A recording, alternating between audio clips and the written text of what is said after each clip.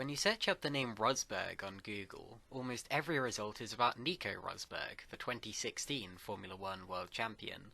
And while Nico is undoubtedly a great driver, possibly even one of the best of all time, this video is about the man who came before.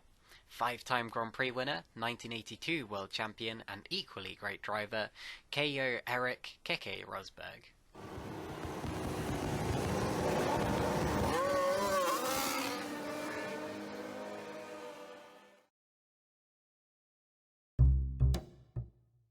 It's commonly thought that Keke Rosberg started racing quite late, since he didn't make it to Formula One until he was 29, but the truth is that he'd been racing karts since he was a boy and was always extremely naturally talented. He initially liked the idea of becoming a dentist, but after winning the Finnish karting championship a grand total of 5 times, he began to realise that a career in motorsports might be possible. After successful stints in Formula V and Super V, Keke moved up to European Formula 2 in 1976, and his first major result came in 1977 when he won the Mediterranean Grand Prix at Enna-Pergusa. The race was held in 2 heats, with heat being a fitting word since the race was held in July in Sicily. Keke ended up taking pole position, fastest lap, and winning both races, giving himself an aggregate victory of almost a minute. And this wasn't just a bunch of hotshot novice drivers he was up against either. Second place was future F1 winner René Arnoux, third was another F1 driver Ingo Hoffmann, and fourth was 1982 F1 runner-up Didier Pironi. Let's just say that this victory properly put Keke's name out there for the first time, and for 1978 he would bag himself a drive in F1 for Theodore Racing. For 1978, Theodore Racing produced their very own Formula One car for the first time, the extremely ugly TR1. Rookie driver Eddie Cheever was initially tasked with driving it, and unfortunately for him, it absolutely sucked. Needless to say, he failed to qualify for either of the first 2 Grand Prix of the year, and then promptly left the team. In came Keke Rosberg, another rookie driver, albeit a much older one, and to everyone's surprise, he actually qualified the car for its one and only Grand Prix start, the 1978 South African Grand Prix. Unfortunately, Keke's first F1 race only lasted 15 laps, and he would ultimately retire with a clutch problem, but he did ironically last longer than Cheever, who had also managed to qualify for the race in a Hesketh. Theodore withdrew the TR1 midway through the season, and Keke would end up driving 5 different F1 cars in just that year alone, for both the Theodore and ATS teams. Just 2 weeks after Kyalami, the non-championship BRDC International Trophy was held in absolutely appalling conditions at Silverstone. Niki Lauda and Ronnie Peterson both went off before the race had even begun, and the runoff was so boggy that this poor official got stuck in the mud on national TV. Throughout the race, more and more cars spun off, until eventually only 2 of the 16 starters were on the lead lap. Yes, really! In one of the craziest upsets in motorsports history, the race became between Emerson Fittipaldi's Kopasuka Fittipaldi and Keke Rosberg's horrendous TR1. This was just Keke's second ever race in F1 machinery, on an ungodly wet track, in a car that had only ever qualified for 1 Grand Prix and being hounded by a 2-time world champion. And somehow he came out on top. Yes, that's right, this car won an actual Formula One race. How the rookie Keke prevailed on a day when world champions failed is beyond me, but every legendary driver has a breakout performance, and this was Keke's. After a disappointing time racing for Wolf in the latter part of 1979, Keke moved to Fittipaldi's team for 1980, where he would initially continue to race rebranded Wolf cars. His intent was clear right from the first race of the season in Argentina, as he outqualified team leader Emerson Fittipaldi by over 2 seconds to start 13th on the grid. The first race was difficult, and in the end only 7 cars were classified, but right up there in 3rd place was Keke Rosberg, scoring not just his first World Championship points, but his first podium as well. The rest of the season was a little more difficult, but Keke was still able to hold on to 10th place in the World Championship standings, outscoring Fittipaldi by 1 point. For 1982, Keke got his big break when he signed for Williams, replacing Alan Jones, who was taking a sabbatical. The Williams FW08 was a strong chassis for sure, but it had the notable disadvantage of not having a turbocharged engine such as that of Brabham BMW, Renault or Ferrari. It also had the disadvantage of not quite being ready for the start of the season, but Keke made the most of his time in the outdated FW07 as he finished third in Long Beach before eventually being promoted to second when Villeneuve was disqualified. Talking of Villeneuve, the talented Canadian was tragically killed during practice for the Belgian Grand Prix, casting a dark shadow over the whole F1 paddock. As you know from my previous videos in this series, I always commend drivers for their courage when it comes to racing after tragedy, and the race went ahead anyway despite the somber atmosphere. As for our protagonist, Keke, he had actually done an amazing job in qualifying, putting his brand new FW08 third on the grid behind only the powerful Renaults of Prost and Arnoux, and when the Renaults faltered as usual, Keke found himself leading a Grand Prix for the very first time. For 61 laps he endured this pressure, leading several more powerful cars around the dangerous and tricky Zolder circuit, as once again attrition did its thing. Eventually, the Michelin tyres on Rosberg's car cried enough, and with just 2 laps to go he lost the lead to John Watson, who took a deserving victory. Rosberg came home second, and despite the fact he didn't win, he brought the car home safely, and that's what matters. By this point he was up to third in the World Championship, behind only Prost and Watson.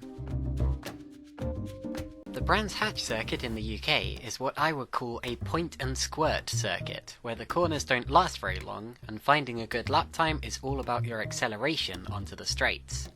This should theoretically have favoured the turbo cars, especially the Brabham BMWs, who were really coming on strong at this point in the season, and yet amazingly it was Keke Rosberg who set pole, laying down a lap with an average speed of 135.3 miles per hour, or 217.8 kilometers per hour. Sadly, the race would not go his way, as he stalled on the formation lap and was forced to start from the back of the grid. He eventually retired with a fuel system failure, and lost third in the championship to Lauda, who won.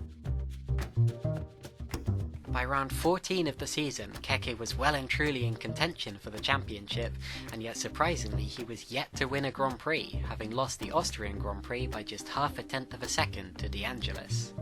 With championship leader Didier Pironi out injured, there was a genuine chance that Rosberg could become the first person ever to win the World Championship without a single victory, but that would finally change at the Swiss Grand Prix, held in France. After coming through from 8th on the grid, this is the move that he made on Prost for the win, and with just 2 laps to go.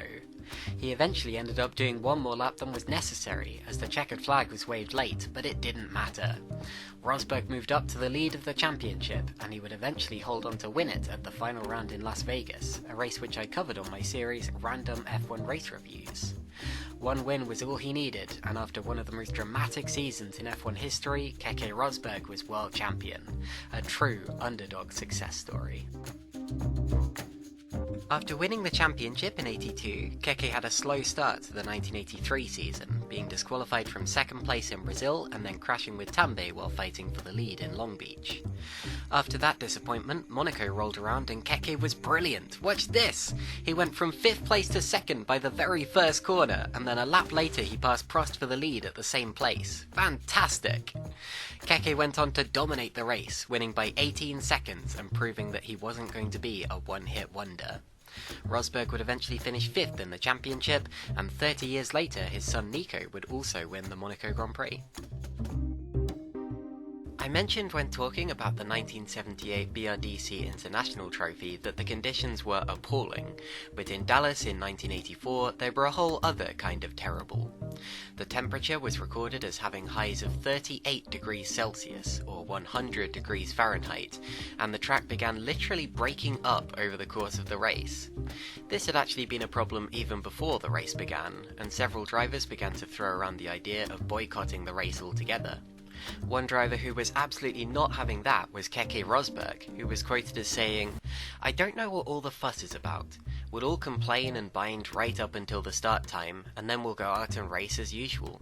We've come all this way and the race is all set up. Track surface or no track surface, you know as well as I do, we'll race." That's right, you just heard a racing driver say that he'd be happy to race literally no matter how bad the surface of the track was. As it turned out, it was very bad indeed, and the attrition rate skyrocketed as cars were damaged by the road itself. Senna spun, Warwick crashed, Tambay crashed, and in the meantime there was this wonderful fight for the lead between Mansell, Prost and Rosberg. Eventually Mansell made a mistake, allowing Rosberg through into the lead, but before long Prost had come through as well. Then Prost clipped a wall and punctured a tyre, and Rosberg came through to win by 22 seconds, lapping everyone but second placed Arnoux. Unfortunately, reliability proved to be his bane for the rest of the season, as he failed to finish any of the last 7 races, eventually finishing 8th in the standings. In 1985, Keke drove his most dominant race ever at the Detroit Grand Prix. Not even the great Ayrton Senna could hold him back as he slipped through early in the race before running away into the far, far distance. This was another race I covered on random F1 race reviews, where I mentioned the fact that Keke's wife Sina was heavily pregnant at the time of this race, and 4 days later she gave birth to the greatest vlogger of all time, Nico Eric Rosberg. You'll notice that by this point in his career, Keke was becoming a bit of a street circuit legend, and this is because of a couple of different factors. First of all, the Williams cars of the 1980s tended to be down on power compared to their rivals, but they had undeniably excellent chassis which made them prime contenders for street circuit wins. Also, Keke was just naturally good at street circuits, as they suited his excellent car control and physical driving style. Keke took 4 of his 5 Grand Prix wins on street circuits. While he never won a Grand Prix from pole position, Keke did have his fair share of blistering qualifying laps, most famously this one at Silverstone in 1985, where he set pole position by nearly 7/10 of a second. His average lap speed was a ridiculous 160.9 miles per hour, despite a light sprinkling of rain, which was the fastest lap in F1 history right up until the 21st century. Unfortunately, the race didn't go his way, and he retired with an exhaust failure.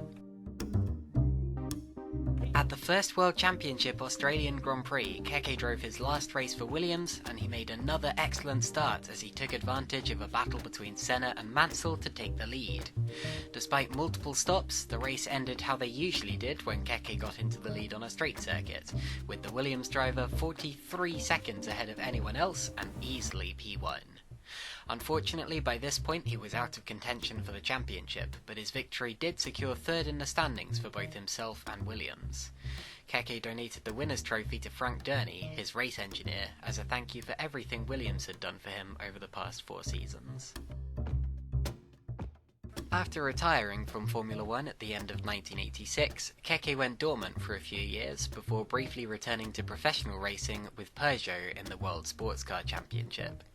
He had no success at Le Mans, but paired with F1 driver Yannick Dalmas, he was able to win 2 rounds of the WSC in 1991, including in changeable conditions here in Mexico City, where he drove the strange-looking but rapid Peugeot 905B. The 1995 DTM and ITC championships saw the introduction of Team Rosberg, which initially fielded 2 Opel Calibras for Keke himself and 3 times Le Mans winner Klaus Ludwig. Team Rosberg was an instant success, finishing 4th in its first season of the DTM and taking 2 wins with Ludwig, and since then they have entered various other categories such as A1 GP, Formula 3, Formula BMW, GT3 and Extreme E. Their biggest successes so far include winning the 2002 German F3 Championship with future DTM champion Gary Paffett, winning 3 DTM Drivers' Championships with René Rast, and winning 2 of the first 3 seasons of Extreme E as Rosberg X Racing, although admittedly Nico Rosberg appears to have played a much bigger part in the running of the team regarding that championship. Keke has also managed several professional racing drivers, including double world champion Mika Hakkinen, double Le Mans winner JJ Leto, and of course his own son Nico Rosberg. Keke really is a man with a Midas touch. Despite racing in a dangerous and difficult era, Keke actually didn't have that many accidents, partly because of his excellent car control, and partly because of his respect for his machinery and the other drivers. His biggest accident was probably this rollover he suffered very early in his career, which would have put some drivers off going professional, but no one as brave as Rosberg. Even when his brakes failed at the Norris Ring in 1994, he was able to flick his car into a spin, scrubbing off loads of energy and reducing his speed on impact, impact, so he was able to walk away without a scratch. I don't know about you, but I would probably have panicked and hit the wall head-on. Despite his apparent invincibility, Keke competed in races which saw fatalities and serious injuries, and even though he was surely affected, he never let them get to him. Now 75, Keke is still involved in motorsports, and I personally hope to be able to meet him someday. Thank you all for watching this video, drive safely, and I'll see you in the next one.